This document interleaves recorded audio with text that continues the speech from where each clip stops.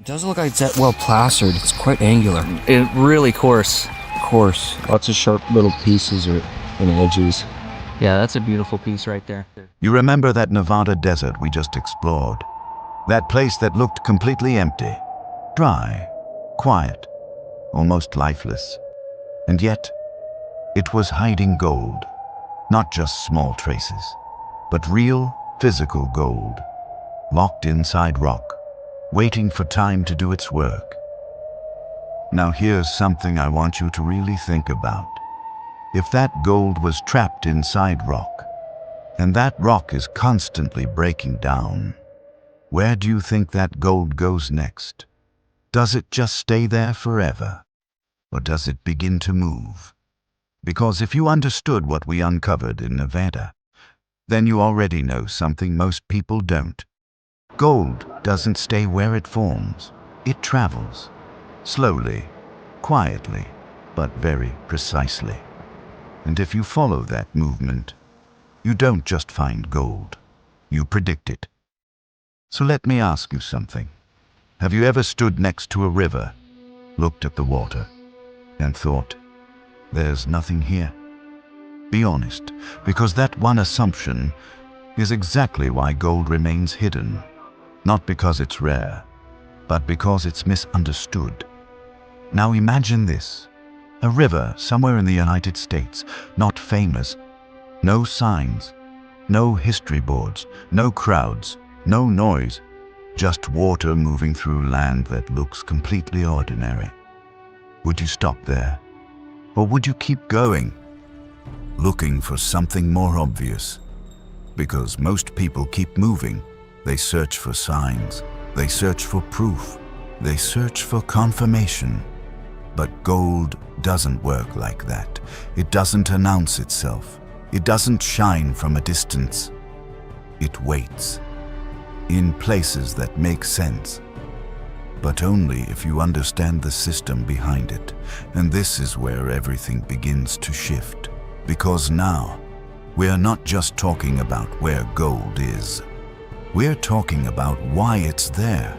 And that changes everything. Think back to Nevada again. That dry land. Those rocks. That hidden structure deep underground. That's where gold begins. But that's not where it ends. Because over time, that rock breaks down. Tiny fractures, temperature changes, pressure shifts. Everything working slowly, relentlessly, until the gold is exposed. Now once that happens, the real journey begins.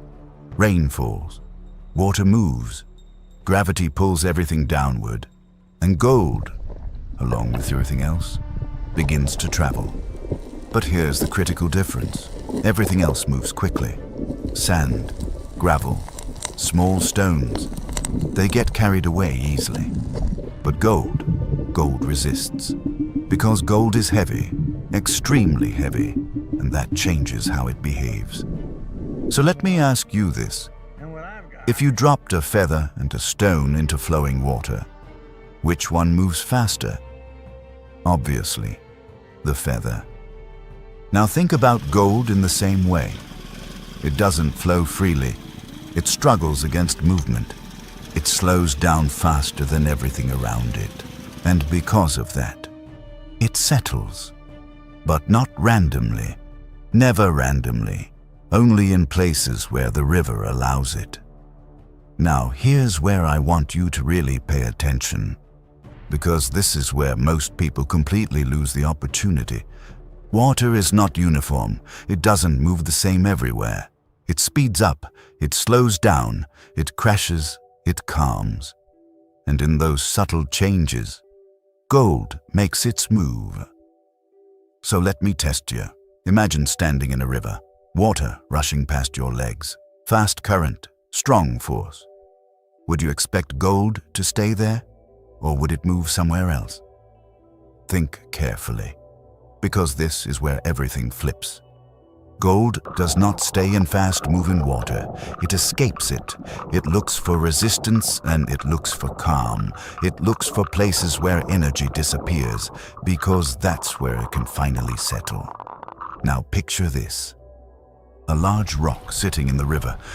Water hits it, splits around it, but behind it, something changes. A small, calm pocket forms, almost invisible, but incredibly important, because in that calm pocket, heavy materials drop, including gold. Now let me ask you something. If you saw that rock, would you check behind it, or would you ignore it? Because it looks too simple. Because that one decision is where most people fail. They overlook the obvious, because they don't understand the invisible. Now let's go deeper. Because rocks are just one part of the system. What about bends? You've seen rivers curved before. But have you ever thought about what that actually means? On the outside of a bend, water accelerates, it cuts deeper, it carries material away. But on the inside, everything slows down. Sediment builds, and gold finds its place. So let me ask you again. If you were standing at a river bend right now, where would you go? The fast outer edge or the calm inner curve? Because one looks powerful, but the other holds value, and most people choose wrong. Now here's another layer. What about bedrock? Not loose gravel, not surface sand, but solid rock beneath everything. Have you ever looked closely at it? Not just at the surface, but at the cracks, the crevices, the tiny openings that most people ignore. Because those cracks are some of the most powerful gold traps in nature. As water moves over bedrock, gold gets pushed along until it hits resistance. A crack, a gap, a small opening, and once it drops in, it stays. Locked, protected, hidden. Now think about this. How many people walk over bedrock without ever looking down, without ever checking those cracks, without ever realizing what might be sitting just inches below? Because again, it's not about rarity, it's about awareness. Now let's connect this back to Nevada one more time. That desert, that hidden gold inside rock, that was the origin. This river, these patterns, these traps, this is the destination. And once you understand both, you stop searching blindly. You start thinking like the environment. Now here's where it gets even more powerful. Because rivers change constantly. What you see today is not what existed yesterday. Floods come, water rises, energy increases, material shifts, and gold gets redistributed. So let me ask you something important. If you checked a river once and found nothing, does that mean there's no gold? Or does it mean you checked at the wrong time? Because after heavy rain, after strong flow, after movement, new gold zones can appear. Places that were empty suddenly become rich, and places that were rich get emptied. So now think about your approach. Are you looking once and leaving? Or are you understanding that this is a dynamic system? Because that difference matters. Now let's go even further. What about dry riverbeds? Places where water used to flow, but doesn't anymore. Would you check them or would you ignore them?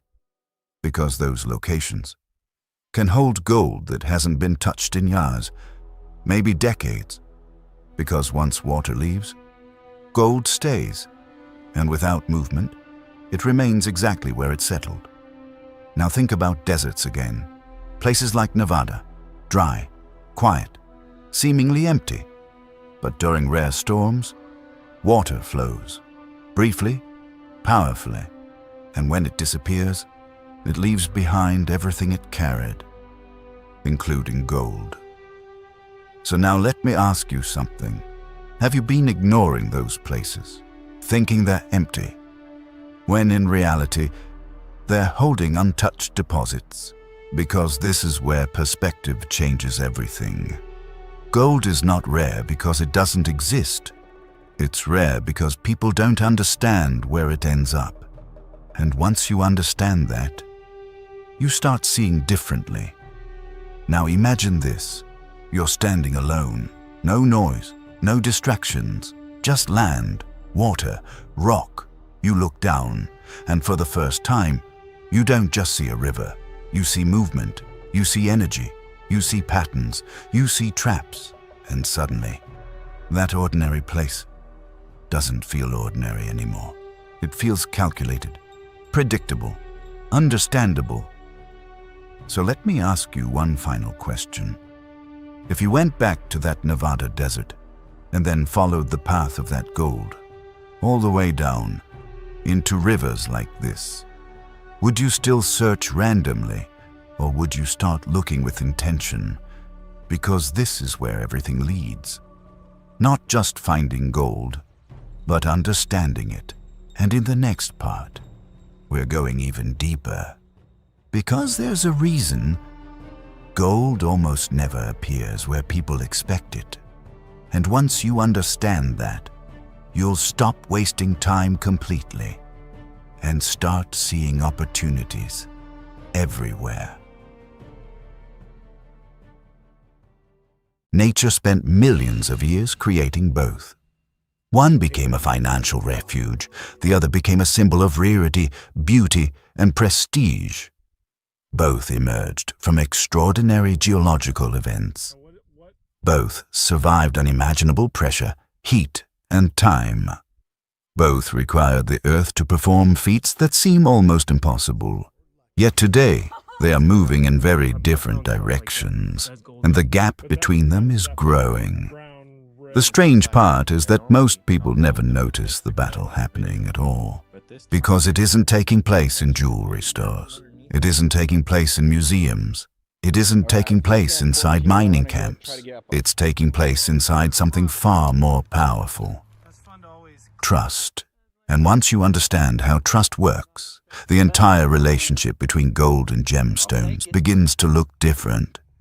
The rocks we investigated earlier were trying to tell us a story. The overlooked fragments, the unusual geological environments, the systems that favored gold, the systems that favored crystals. At first, it seemed like two different geological outcomes. Now we discover something deeper. Nature created both. Humans assigned them completely different roles. Let's begin with a simple question. Imagine you wake up tomorrow morning and discover two objects.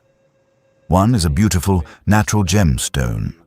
The other is a 1-ounce piece of gold. Both have equal market value. Which would be easier to sell before sunset? Think about that carefully. Not which one is prettier. Not which one is rarer. Not which one took longer to form. Which one could become cash fastest? Most people immediately know the answer. Gold. But why? This is where our investigation begins. Because geology cannot explain that difference. The Earth created both. The market created the separation, and that separation has become one of the most powerful forces shaping modern resource demand. Now here's something fascinating. Nature doesn't care about human definitions of value. A crystal doesn't know it's beautiful. Gold doesn't know it's expensive. To the Earth, both are simply geological outcomes. Different solutions to different geological problems. Yet somewhere between the formation of these materials and the modern world, a decision occurred. Humans began treating them differently.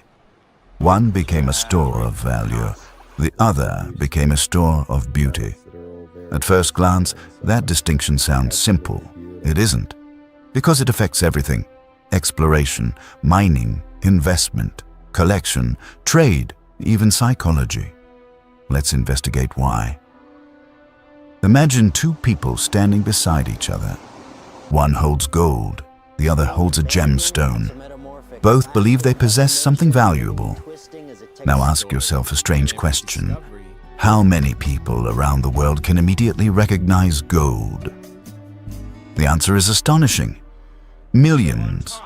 perhaps billions, gold has become one of the most universally recognized materials on Earth. A person may not understand geology, may not understand mining, may not understand economics, yet they recognize gold. Now consider a gemstone. Something interesting happens. Recognition becomes more complicated. Questions appear. What kind is it? Is it natural? Is it treated? What is the quality? How rare is it? How desirable is it? Suddenly, expertise becomes necessary. And that changes everything, because markets love certainty. The more certainty available, the easier transactions become. Gold possesses a unique advantage. Most people know exactly what it is. That simplicity creates trust, and trust creates liquidity. Now here's a question. What do you think happens during periods of uncertainty? When investors become nervous, when markets become unpredictable, when confidence weakens, do people move toward complexity or simplicity? History provides a fascinating answer. Again and again, people move toward assets they trust, not necessarily the rarest, not necessarily the most beautiful, the most trusted. This is one reason gold repeatedly attracts attention during uncertain times. Its role extends beyond geology, beyond jewelry, beyond collecting. Gold has become a form of confidence, and confidence is powerful. Now let's examine something even stranger. Some gemstones required extraordinary geological conditions to form, conditions far more restrictive than many gold deposits. In certain cases, nature worked incredibly hard to create them. The temperature had to be right, the chemistry had to be right, the pressure had to be right, the timing had to be right, everything had to align. And yet, despite this incredible rarity, many of these materials do not command the same level of universal attention as gold. Why? The answer reveals something uncomfortable. Rarity alone does not determine success. If it did, many obscure geological materials would dominate global markets. Instead, success often emerges from a combination of rarity, trust, demand, and simplicity. And gold happens to occupy a unique position where all four intersect. This is where many people begin rethinking value itself, because we are taught that rarity creates worth. Sometimes it does, but not always. Imagine owning the only example of a strange object on Earth. If nobody wants it, what is it worth? Now imagine owning something less rare but universally desired. Which asset becomes more powerful? This question sits at the center of our investigation. Not geology, human behavior. Because once materials leave the ground, psychology takes control. Now let's return to the landscape. Think back to the systems we discussed earlier. The environments that favored gold, the environments that favored crystal. At the geological level, neither system was competing. Nature was simply operating according to physical laws. The competition begins later, when humans assign importance, and those assignments change over time. This is where things become interesting, because value isn't static. History proves that repeatedly. Entire civilizations have changed what they consider important. Trade routes shift, technologies emerge, industries evolve, demand changes. The geological materials remain the same. Human priorities change around them. Gold has benefited from this process for thousands of years. Generation after generation inherited the same assumption. Gold matters. That assumption became self-reinforcing. The more people believed it, the stronger it became. The stronger it became, the more people trusted it. The cycle continued, and today, that momentum remains powerful. Now let me ask you something. What do you think is more difficult? Convincing someone that a rare gemstone has value, or convincing them that gold has value? The answer reveals another advantage. Gold requires less explanation. The market already understands it, and understanding creates efficiency. Efficiency attracts capital.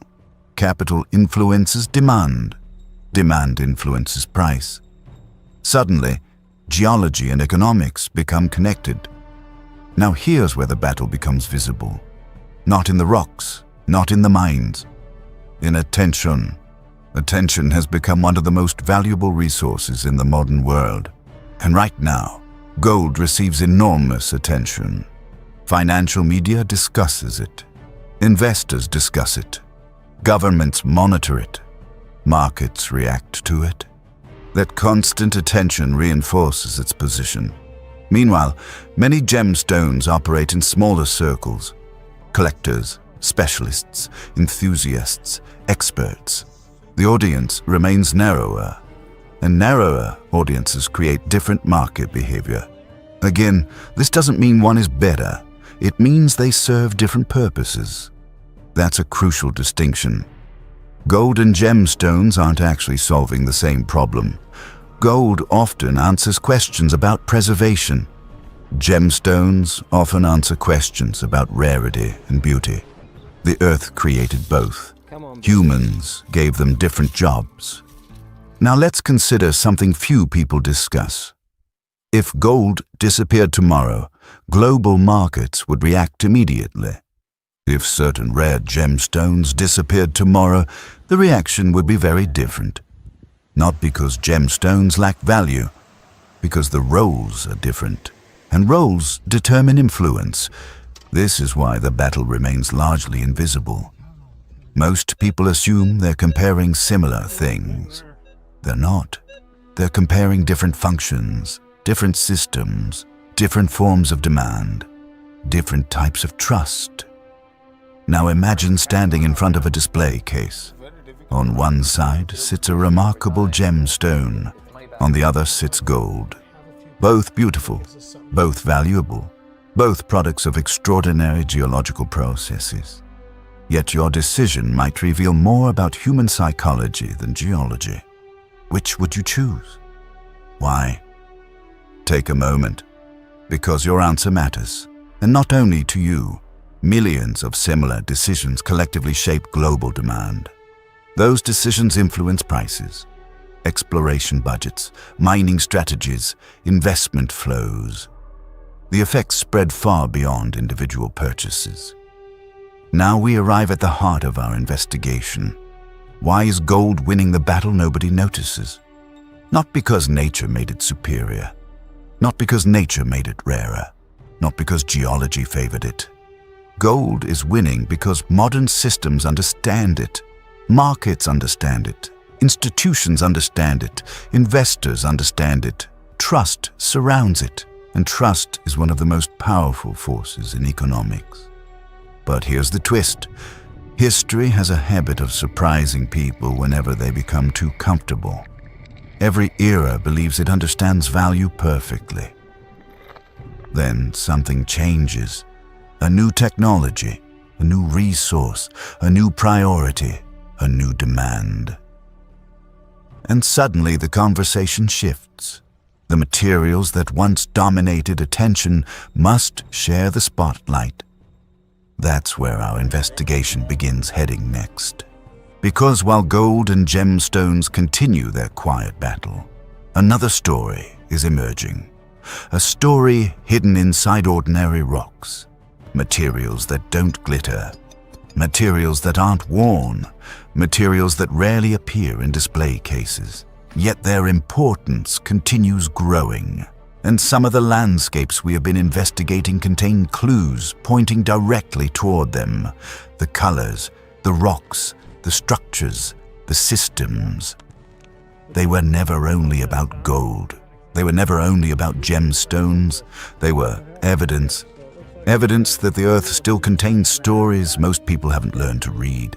And in our next investigation, we'll follow one of those stories into territory that looks ordinary at first glance. But appearances can be deceptive. Because some of the most important resources of the future don't look valuable at all until you understand what you're really looking at.